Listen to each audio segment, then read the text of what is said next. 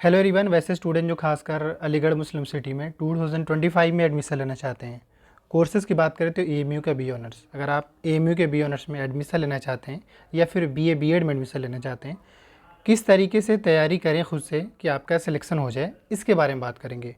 कई सारे स्टूडेंट हैं, कुछ ट्वेल्थ में हैं, कुछ ट्वेल्थ पास आउट भी हैं। आपके जो भी डाउट्स हैं, आप सबका जो है इस वीडियो में काफ़ी अच्छे से आपके डाउट्स क्लियर होंगे। साथ ही कैसे तैयारी करें कि आपका पहली अटैम्प्ट में हो जाए, या अगर आप गैप कर चुके हैं तो भी आपका सिलेक्शन किस तरीके से हो जाए, इसके बारे में बात करेंगे। सबसे पहले आप मेरे बारे में जान जाइए। मेरा नाम मोहम्मद जुनैद आलम और अभी मैं library science department doctor Zakir Hussain Jamia Millia Islamia में इनरोल हूँ और ऑलमोस्ट 5 ईयर से आप लोगों के लिए काम कर रहा हूँ as a tutor, as a information, as a mentor के तौर पे। जहाँ कहीं भी हमसे होता है हम हेल्प करते हैं और हमारे कई सारे स्टूडेंट सेलेक्टेड है एएमयू जामिया के बीए कोर्स में, स्कूल में भी।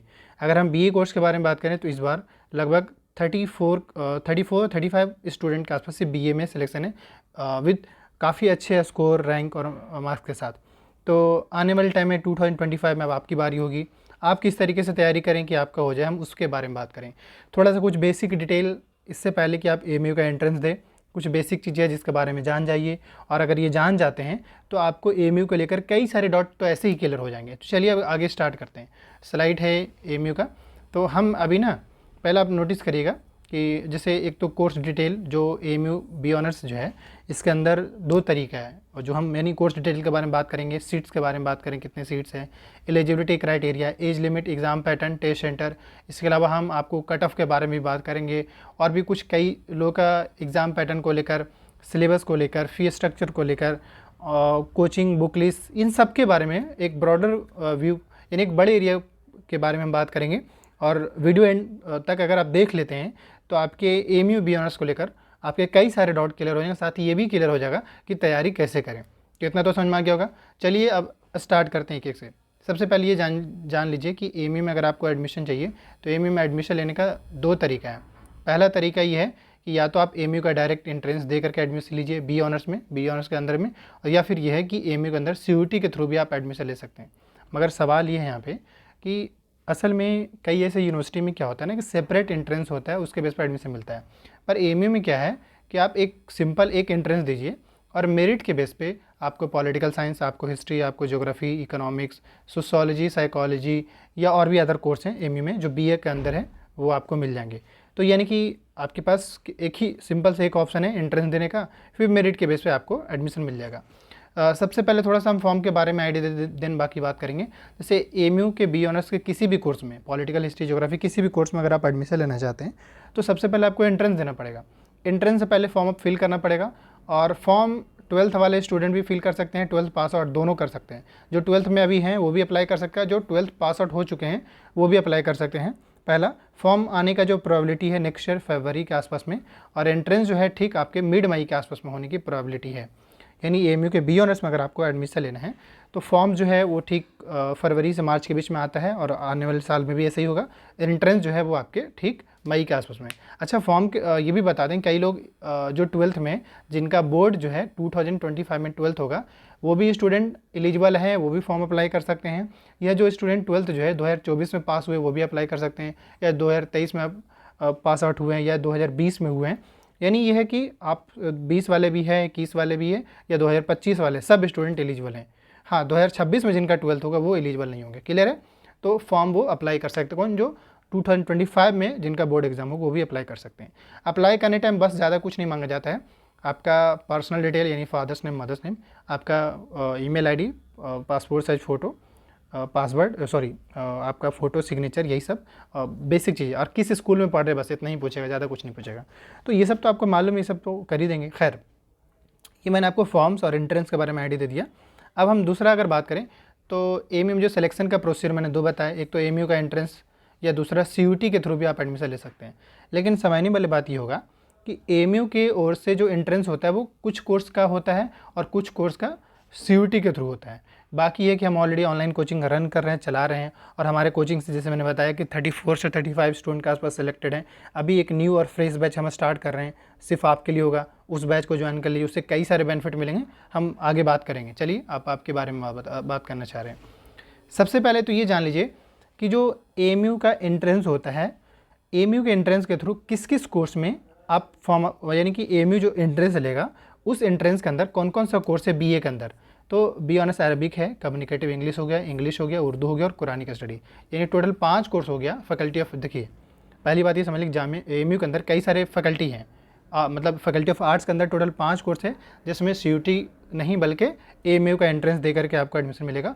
और इस साइड मैंने सीट्स बताया है, जिसमें ये मेल का है और ये फीमेल का है। ठीक, मेल का बी अरबिक में सीट्स देख लीजिए, फीमेल का ये हुआ। कम्युनिकेटिव इंग्लिश में ये इंग्लिश में देख लीजिए, बी ऑनर्स इंग्लिश में और बी ऑनर्स उर्दू, और ये इस वाले एरिया में ये मेल का सीट्स है और इस वाले एरिया में आप फीमेल का सीट्स है। क्लियर हो गया होगा। नेक्स्ट पे चलते हैं।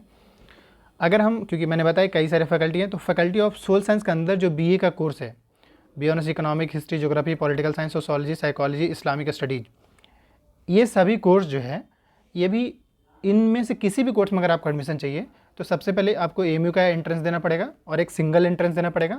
फिर मेरिट के बेस पे या तो आपको फैकल्टी ऑफ आर्ट्स का कोर्स मिल जाएगा या फैकल्टी ऑफ सोशल साइंस का कोर्स मिल जाएगा। दोनों में कोई भी एक मिल सकता है। ज़रूरी नहीं है कि आप जब फॉर्म अप्लाई करेंगे तो सोशल साइंस का अलग टेस्ट होगा और आर्ट्स का अलग, नहीं, एक ही टेस्ट होता है। बस मेरिट के बेस पे या तो आपको इकोनॉमिक्स मिलेगा या इंग्लिश मिलेगा, मेरिट के बेस पे। बाकी इस साइड में फिर से ये सीट्स रहा, इसमें आपका फीमेल का सीट्स है और ये वाला एरिया में आपका मेल का सीट्स है, यानी कि बॉयज़ का सीट्स ये हो गया और गर्ल्स का सीट्स ये हो गया। तो सीट्स को लेकर मैंने आपको 2 फैकल्टी बताया, एक फैकल्टी ऑफ आर्ट्स का बताया और फैकल्टी ऑफ सोशल साइंस का बताया। फैकल्टी ऑफ सोशल साइंस के अंदर जो कोर्स है वो बता दिया, फैकल्टी ऑफ आर्ट्स के अंदर जो कोर्स था वो मैंने बता दिया। नेक्स्ट बात करें तो जो एएमयू में सीयूटी के थ्रू एंट्रेंस होता है, यानी टोटल देखा जाए तो एएमयू जो खुद का एंट्रेंस लेता है, जिसमें 12 ऐसे कोर्स हैं बीए के अंदर, जिसमें एक सिंगल एंट्रेंस दीजिए और मेरिट के बेस पे आपको एडमिशन मिल जाएगा। क्लियर है। लेकिन मैंने फिर से बोला था कि सीयूटी के थ्रू भी यहाँ पे एडमिशन मिलता है, तो उसके लिए आपको सीयूटी का एंट्रेंस देना पड़ेगा। और सीयूटी के जब एंट्रेंस देंगे तो किस किस सब्जेक्ट का आपका एंट्रेंस होगा, बी ऑनर्स एजुकेशन के लिए होगा, बी ऑनर्स वेमेन स्टडीज़ के लिए होगा, और इसके अलावा ये सभी कोर्स यानी 5 course, linguistic, Persian, Sanskrit, philosophy, Hindi, इनमें से किसी भी कोर्स में अगर आपको एडमिशन चाहिए तो इसका भी आपको एंट्रेंस देना पड़ेगा। यानी कि टोटल 7 ऐसे कोर्स हैं जिसमें अगर आपको एडमिशन चाहिए तो सीयूटी के बेस पे आपको एडमिशन मिलेगा। और उसमें सीयूटी में एडमिशन लेने के लिए भी आपको एंट्रेंस किस का देना पड़ेगा, एक तो लैंग्वेज का देना पड़ेगा और एक देना पड़ेगा आपको जनरल टेस्ट का। लैंग्वेज में इन्होंने इंग्लिश दे कह रखा है और जनरल टेस्ट, यानी इन दोनों के मार्क्स के बेस पे इन 7 कोर्स में आपको एडमिशन मिलेगा। क्लियर हो चुका है। तो जब आप फॉर्म अप्लाई करेंगे एनटीए सीयूटी के थ्रू तो आपको लैंग्वेज और जनरल टेस्ट सेलेक्ट करना होगा। बाकी ये कि जब फॉर्म आएगा तो एक बार देख लीजिएगा जो भी अपडेट या न्यू अगर चेंजेस लाते हैं तो, लेकिन फिलहाल के लिए तो यही है। अब आते हैं नेक्स्ट स्लाइड पे। सबसे पहली बात यह है कि अगर आपको एएमयू के बी ऑनर्स के अंदर किसी भी कोर्स में, हिस्ट्री, ज्योग्राफी, पॉलिटी, इकोनॉमी, किसी भी कोर्स में अगर आपको एडमिशन चाहिए तो उन्होंने एलिजिबिलिटी क्राइटेरिया क्वालिफिकेशन दे रखा है। क्या, आपके पास 12th होना चाहिए। 12th आप किसी भी बैकग्राउंड से हो सकते हैं, साइंस, आर्ट्स, कॉमर्स, आपके पास 50% होना चाहिए। अगर है तो आपको एडमिशन मिल जाएगा। साथ ही सेकंड में ये कि डिग्री या सनद आपने कर रखा हो, और अगर मदरसा एजुकेशन जो मदरसा वाले स्टूडेंट हैं उनका ये कहा जा रहा है कि आपका डिग्री या सनद है, एटलीस्ट 50% ला रखे हैं, तो उस केस में आपको भी एडमिशन मिल जाएगा। तो आपको एलिजिबिलिटी क्राइटेरिया क्लियर हो चुका है कि कम से कम 50% भी अगर 12th में है ना तो आपको एडमिशन मिलेगा। अच्छा, इसका ये मतलब है कि आपने एंट्रेंस क्वालिफाई किया और एंट्रेंस क्वालिफाई करने के बाद आपके 12th में जो है वो 50% से कम है, यानी मान ली 49% है, तो उस केस में आपको एडमिशन नहीं मिलेगा। इसलिए मैं ये कह रहा था कि 50% एटलीस्ट है तो आपको एडमिशन मिल जाएगा। सेकंड लाइन पे एज लिमिट के बारे में बात करते हैं। क्या है ये एज लिमिट, थोड़ा सा मैं दिखा देता हूँ। ये सेकंड पॉइंट के बारे में बात करें तो एज लिमिट, और एज लिमिट के बारे में अगर बात करें तो मैक्सिमम 24 ईयर का इन्होंने टाइम लाइन दिया है, मतलब 24 साल से ज़्यादा नहीं होना चाहिए। अगर इससे ज़्यादा है तो मे भी आपको शायद एडमिशन के टाइम में दिक्कत करेंगे। तो समझ में आ गया होगा एज लिमिट के बारे में। एएमयू के बी ऑनर्स के किसी भी कोर्स में बैचलर्स जो है मैक्सिमम 24। ये देखा जाए तो मैं आपको थोड़ा सा एग्ज़ाम पैटर्न के बारे में बताना चाहूँगा। यानी आप चाह रहे हैं कि इस बार एएमयू का बी ऑनर्स का एंट्रेंस दे, तो जाहिर सी बात है एग्ज़ाम पैटर्न के बारे में आप जानना चाहेंगे। तो जो एग्ज़ाम पैटर्न है एएमयू बी ऑनर्स का, उसमें ये है कि 25 मार्क्स का इंग्लिश रहेगा, 25 मार्क्स का Indo Islamic culture and Aligarh movement, Indo Islamic और अलीगढ़ मूवमेंट से 25 मार्क्स, जनरल अवेयरनेस और करंट अफेयर से 40 मार्क्स रहेगा, और रीजनिंग एंड इंटेलिजेंस से 10 मार्क्स रहेगा। अब इन सबको डिटेल में देखेंगे कि कौन कौन सा टॉपिक से पूछता है, ये भी देखेंगे। आपका पेपर 100 मार्क्स का रहेगा, जिसमें अलग अलग एरिया से रहेगा। अलॉन्ग विथ ये है कि 100 मार्क्स में ही कुछ हिसाब से आपको तैयारी करना पड़ेगा। अब नेक्स्ट बात करें तो आपका टेस्ट सेंटर कहाँ रहने वाला होगा। टेस्ट सेंटर के बारे में बात करें, मतलब आप एम बी ऑनर्स के लिए एंट्रेंस देना चाहते हैं तो आपके पास ऑप्शन है। आप अगर यूपी से हैं तो यूपी में अलीगढ़ भी सेंटर चूज़ कर सकते हैं, लखनऊ भी चूज़ कर सकते हैं। जो कश्मीर के स्टूडेंट हैं वो जम्मू कश्मीर सेलेक्ट कर सकते हैं, श्रीनगर वाला एरिया। वेस्ट बंगाल में कोलकाता में होगा, केरला में कोझिकोड जो है वो, और बिहार के पटना में होगा। अगर बिहार के लोग हैं वो पटना में दे सकते हैं। और मेघालय, जो मेघालय से हैं उनका खानापारा एरिया, वहाँ पे इनका एंट्रेंस होगा। अच्छा, दूसरा इससे पहले जो मैंने बताइए, इस वाले सेक्शन में अगर बात करें तो जो कट ऑफ पिछले साल का यानी जो कट ऑफ आज के टाइम में जा रहा है वो बता देता हूँ। देखिए, वैसे तो नॉर्मली जो कट ऑफ का जो रेंज रह रहा है, जो एक्सटर्नल कैंडिडेट हैं वो अगर 40 से 50 नंबर के बीच में अगर लेकर आ जाते हैं तो उनको ढंग का सब्जेक्ट्स मिल जाएगा 40 से 50 के। पॉलिटिकल अगर चाहिए तो आपके पास 45 के आसपास, 46 से 50 के आसपास होना चाहिए जो टॉप कोर है। मैं ऐसा समझता हूँ कि जो एक्सटर्नल और जनरल स्टूडेंट हैं उनका अप टू 50 के आसपास, जो इंटरनल स्टूडेंट है उसका अप टू 40 यानी 35 से लेकर 40 के बीच में होना चाहिए। ओवरऑल मैं यही कहना चाहूँगा कि जो इंटरनल कैंडिडेट है उनका अप टू 40 मार्क्स तक हो जाएगा, लेकिन जो एक्सटर्नल कैंडिडेट है उनका कम से कम 50 मानकर टारगेट होना चाहिए। 50 के आसपास अगर आप स्कोर कर रहे हैं, 55, 54, 55 प्लस के आसपास स्कोर कर रहे हैं, इतना काफ़ी है। मतलब 55 मेरे हिसाब से मैक्सिमम काफ़ी है एक्सटर्नल स्टूडेंट के लिए। और इंटरनल के लिए तो ये है कि उनके अगर 40 मार्क्स के आसपास भी आ जाता है तो उनकी बहुत हद तक पॉसिबिलिटी है कि हो जाएगा। तो ये मैंने आपको कट ऑफ का आइडिया दिया है, यही आज के टाइम में कट ऑफ रह रहे हैं। तो इसलिए आपको मार्क्स भी इतना ही स्कोर करना होगा ताकि जो आपका चॉइस ऑफ सब्जेक्ट्स है वो मिल जाए। क्योंकि आप मान ली चाह रहे हैं कि भाई आप हमें पॉलिटिकल, आपका चॉइस है पॉलिटिकल का, अब मिल रहा है ज्योग्राफी, तो आपके लिए मतलब दुख भरी सीन होगा कि यार ज्योग्राफी नहीं चाहिए, पॉलिटिकल चाहिए। तो उस केस में सिंपल सी बात है कि आपका मेरिट मार्क्स अच्छा रहता है तो आपको पॉलिटिकल साइंस मिल जाएगा। क्लियर है? अब आते हैं नेक्स्ट पे। ये मैंने टेस्ट सेंटर समझा दिया। नेक्स्ट बात करें तो अब थोड़ा सा आते हैं टॉपिक वाइज सिलेबस डिस्कशन। देखिए, सिलेबस का साथ हम बुक लिस्ट भी सजेस्ट करते चले जाएंगे। यहाँ पे इंग्लिश के लिए जो है आप कोई भी एक बुक खरीद सकते हैं, कोई भी। जैसे या तो आर एस अग्रवाल का भी आता है, या फिर यह है कि पैरामाउंट का भी आता है, या एच पी बख्शी का भी इंग्लिश बुक आता है, उसको आप खरीद लीजिएगा।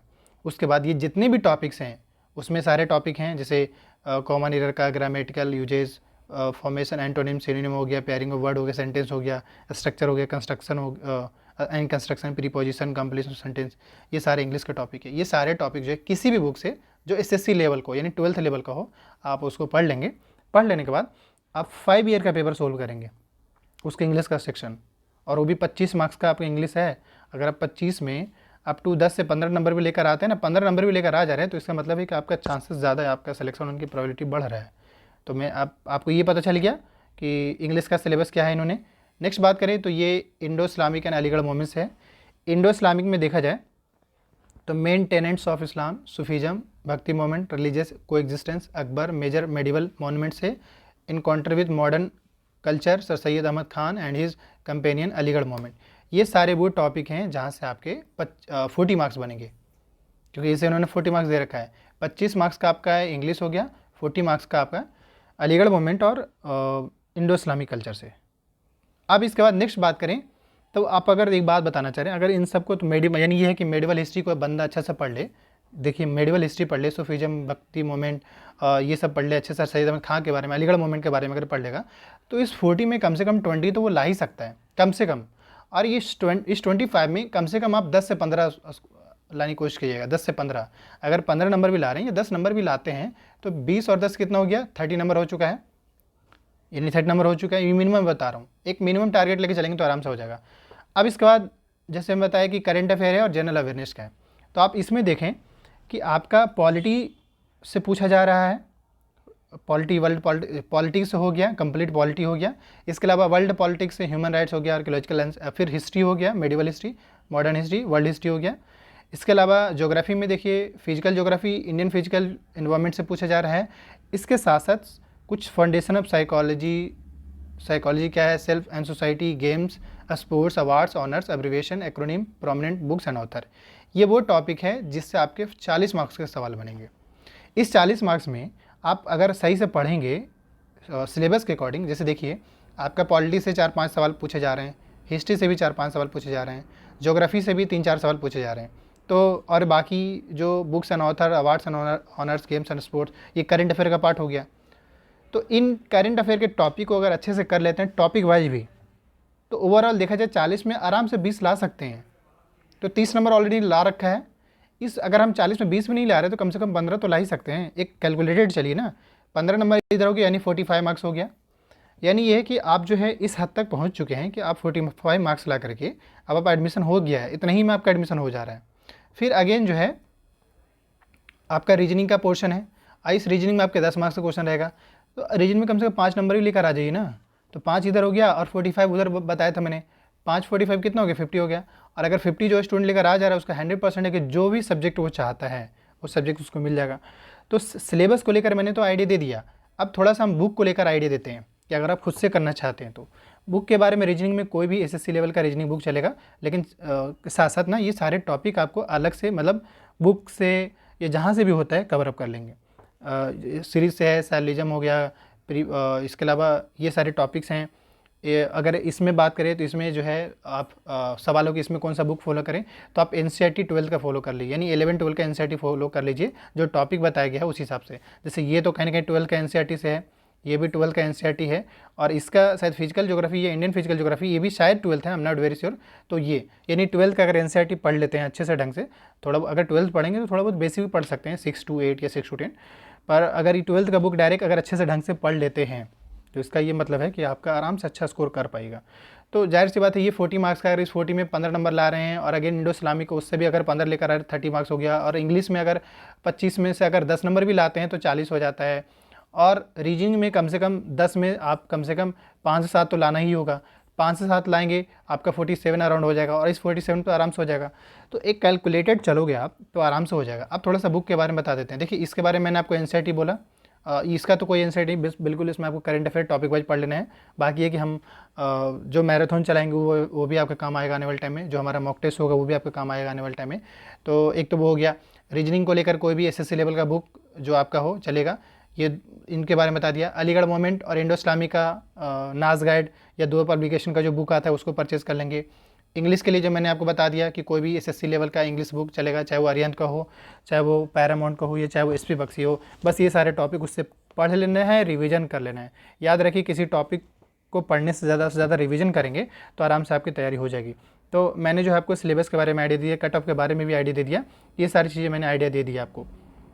अब सवाल ये होगा कि हम तैयारी कैसे करें। तो तैयारी करने के लिए जो मैंने आपको चीज़ें बताया, जो बुक सजेस्ट किया, ये बुक आपको परचेज़ कर लेना है। इसके बाद एक अपना टाइम टेबल बनाना है, और टाइम टेबल बनाने के बाद आपको डेली बेसिस पे कम से कम 2 से 3 घंटा मिनिमम आपको स्टार्टिंग में देना है। बाद में फिर जब डेली बेस पे 2 से 3 घंटा आप दोगे तो जाहिर सी बात है आने वाले टाइम हो सकता है 5-6 घंटा देना शुरू कर दोगे। तो अभी एक सही से टाइम टेबल बनाइए। जो बुक मैंने सजेस्ट किया है वो बुक को लीजिए। उस बुक को लेने के बाद भी जो टॉपिक इस सिलेबस में दिया गया है इसके हिसाब से पढ़िए। इसके साथ साथ सबसे पहले तो सिलेबस के बारे में दे दिया, दूसरा आप क्या करेंगे, कम से कम 5 ईयर, ज़्यादा नहीं, अगर आप 5 साल का पेपर सोल्व कर लेते हैं बी ऑनर्स का तो आराम से आपका हो जाएगा। यानी बी ऑनर्स का 5 साल का पेपर सोल्व करेंगे, साथ ही टॉपिक लिखते जाएंगे कि किस किस टॉपिक से क्वेश्चन पूछ रहे हैं, वो टॉपिक रेडी कर लीजिएगा। हम ऐसे कोशिश करेंगे कि 5 ईयर का पेपर विद सोल्यूशन कह लीजिए टॉपिक वाइज हम आपको बताएंगे कि हिस्ट्री से कितना पूछा, ज्योग्राफी से, पॉलिटी से, इस टाइप से हम रेडी कर देंगे ताकि आपके लिए आसानी हो जाएगा। बाकी सिलेबस के हिसाब से, प्रीवियस ईयर पेपर और नोट्स के हिसाब से, इसी हिसाब से आप नोट्स बनाएंगे और मल्टीपल टाइम रिवीजन और प्रैक्टिस करेंगे तो आराम से आपका हो जाएगा। बट स्टिल आपको ये डर फील हो रहा है कि हम इससे पिछले साल दिए तैयारी की और नहीं हो पाया, तो उस केसेस में हमारा अभी न्यू और फ्रेश बैच स्टार्ट हो रहा है। हालांकि अल्टीमेटली हमारे बैच से 35+ स्टूडेंट का इस बार सिलेक्शन भी है, और काफ़ी कम बचे थे, मतलब अप टू 100 स्टूडेंट, 100 या 120 के आसपास स्टूडेंट थे, उसी में से ही सिर्फ 35 स्टूडेंट हमारे एमयू में है और बाकी 30 स्टूडेंट के आसपास जामिया में है। तो इस बार सक्सेस रेट हमारा अल्हम्दुलिल्लाह काफ़ी ज़्यादा रहा है। तो आने वाले साल में 2025 में जाहिर सी बात आप हैं तो आपकी बारी है, आप अगर अच्छे से मेहनत करेंगे आपका हो जाएगा, तो आप भी तैयारी करेंगे तो आपका भी हो जाएगा। तो ये है कि आपको क्या करना है, हमारे न्यू बैच को ज्वाइन करने के लिए इस दिए गए नंबर पे व्हाट्सअप कर लीजिएगा। दूसरा ये कि जो हमारे कैंडिडेट सेलेक्ट हुए हैं इनका डिटेल आप चाहें तो जानने के लिए आप वीडियो के डिस्क्रिप्शन बॉक्स में टेलीग्राम का लिंक है, वहाँ से जाकर आप डिटेल ले सकते हैं। साथ ही मैं ये भी बता दूं कि एएमयू से रिलेटेड जितने भी अपडेट्स आते रहते हैं, कुछ भी हो, वो सारा आपको टेलीग्राम पे भी मिल जाता है और व्हाट्सअप चैनल पे भी। उसका लिंक इस वीडियो के डिस्क्रिप्शन बॉक्स में दे दिए हैं। कोई ऐसा डाउट्स जो आपका यहाँ पे क्लियर नहीं हो रहा है तो आप मुझे इंस्टाग्राम पे भी पूछ सकते हैं। एक बात और कि जो फ़ीस है, एडमिशन फ़ी, अगर आप देखेंगे ओवरऑल तो रेगुलर का जो फ़ी है, मतलब क्योंकि अब एएमयू में आपको पता है कि सेल्फ फाइनेंस कोर्स भी आ चुका है, तो सेल्फ फाइनेंस और रेगुलर दोनों हैं यहाँ पे। तो रेगुलर कोर्स का फ़ी का रेंज ये है, और सेल्फ फाइनेंस का जो है 30,000 से 40,000 50,000 तक भी फ़ी है AMU में। ये जो है ये थोड़ा सा दिख नहीं रही यहाँ पे 40,000 से 50,000, क्योंकि इन्होंने जो सेल्फ फाइनेंस कोर्स लाया है जिसमें आपको कोई हॉस्टल नहीं मिलेगा, तो उसका फ़ी जो है इन्होंने 40,000 के अराउंड जो है इन्होंने कर रखा है, देख लीजिए। अच्छा, जो सेल्फ फाइनेंस में उसका पेमेंट में आप 2 टाइम में कर सकते हैं। सो अब आते हैं आपके कुछ मिसलेनियस सवाल। जैसे पहली बात यह है कि अगर आप AMU का BA ऑनर्स का एंट्रेंस देना चाहते हैं तो आपका क्वेश्चन पेपर सिर्फ और सिर्फ इंग्लिश लैंग्वेज में होगा। ये चीज़ दिमाग में डाल लीजिए कि आपका जो क्वेश्चन पेपर होगा इंग्लिश में होगा। दूसरा, अगर आप मान लीजिए एग्ज़ाम हॉल में होंगे तो जाहिर सी बात है आपको पहली बात है कि इसका एग्ज़ाम जो ऑफलाइन होगा, कोई ऑनलाइन नहीं होगा। जैसे NTA ऑनलाइन एग्ज़ाम कंडक्ट कराता है उस तरीके से कोई ऑनलाइन एग्ज़ाम नहीं होगा, ऑफलाइन होगा। आपको सेंटर बता दिया कि इनमें से जो भी सेंटर आप चूज़ कर सकते हैं वो सेंटर आपको जाना पड़ेगा जब आपका एग्ज़ाम डेट आएगा। तो हाँ, ये है कि अगर आप कोई एक रॉन्ग गलती करते हैं तो रॉन्ग गलती करने पे आपके सही में से 0.25 मार्क्स डिडक्ट हो जाएंगे। यानी कि देखा जाए तो जैसे मान लीजिए कि आपने 2 क्वेश्चन सही मारा और थर्ड क्वेश्चन जो उन्होंने आपने उसमें गलती कर दिया, तो इसका ये मतलब है कि आपको जो मार्क्स मिलेगा 1.7 मार्क्स मिलेगा, क्योंकि आपने जो है 2 सही किया था, 2 का 1 मार्क्स मिला और एक और का उसमें से 0.25 मार्क्स डिडक्ट होगा, तो आपके मार्क्स 1.75 हो जाएंगे।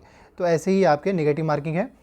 इसके अलावा तैयारी करने के लिए जो मैंने पिछले 5 ईयर से जो मैं आपको लेकर मेंटोर के तौर पे जो काम किया है और जो एक्सपीरियंस हुआ है वो यही है कि पहले सिलेबस डाउनलोड कर लीजिए, 5 से 6 ईयर का पेपर सोल्व कर लीजिए। बुक लिस्ट और गाइड को लेकर मैंने आपको बता दिया, गाइड लेने की कोई ज़रूरत नहीं है। हाँ, गाइड जो है आप इंडो इस्लामिक के लिए और अलीगढ़ मोमेंट के लिए आप ले सकते हैं, बट अलग से कोई गाइड लेने की ज़रूरत नहीं है। आपको जो NCERT मैंने प्रीफर किया और SSC लेवल का जो बुक प्रीफर किया सिलेबस के हिसाब से, सो ये मैं गाइड के लिए बिल्कुल भी सजेस्ट नहीं करना चाहूँगा। हाँ, ये है कि हमारे कोचिंग चल रहा है तो आप कोचिंग ज्वाइन कर लीजिए। कोचिंग अगर ज्वाइन करते हैं तो आपको live classes with recorded along with mock test, study material, notes, MCQ series, MCQ bank कर लीजिए, वो सब कुछ आपको मिलेगा, जिससे ये है कि आपको कंप्लीट प्रिपरेशन हो जाएगा। इन सब में सबसे ज़्यादा इंपॉर्टेंट ये है कि आप जितना ही ज़्यादा प्रैक्टिस और रिवीजन करते हैं, समझिए कि आपके चांसेस सिलेक्शन का उतना ही ज़्यादा हो जाता है। तो ये कुछ बेसिक सा सीन था जो मैंने आपको क्लियर किया। बाकी है कि पेपर का जो लेवल होता है वो 12th स्टैंडर्ड लेवल का होता है, यानी 12th लेवल का होता है पेपर। ज़्यादा टफ ना ज़्यादा ईजी, 12th लेवल इनका होता है। और कट ऑफ के बारे में इंसर्ट आइडिया दे दिया है, बहुत ज़्यादा हाई भी नहीं जाता है, बिल्कुल मॉडरेट इनका कट ऑफ रहता है, मीडियम लेवल का इनका कट ऑफ रहता है। बाकी आज के लिए इतना ही। मैंने आपको अच्छे से इस वीडियो में हर चीज़ को क्लियर किया है। वीडियो एंड तक देखें तो आपको सारी चीज़ क्लियर हो चुका होगा। अब बस आपके पास एक ही ऑप्शन है, वो है कि तैयारी कीजिए। अगर खुद से करना चाहते हो तो खुद से कीजिए, और अगर आप हमारे कोचिंग का पार्ट बनना चाहते हैं तो आपको इस नंबर पे व्हाट्सअप कर लेना है 7479457442। आपको कोचिंग से ये फ़ायदा ये होगा कि आपको ना एक ट्रैक, एक रास्ता मिल जाएगा, और क्या नहीं गलती करना है, ये सब चीज़ें क्या सही करना है, क्या पढ़ना है, क्या छोड़ना है, ये सब आपको पता चल जाता है। बस कोचिंग से ये फ़ायदा होता है, तो आपको यहाँ फ़ायदा मिल जाएगा। बाकी मिलते हैं नेक्स्ट वीडियो में, तब तक के लिए चैनल को सब्सक्राइब कर लीजिए, लाइक कीजिएगा।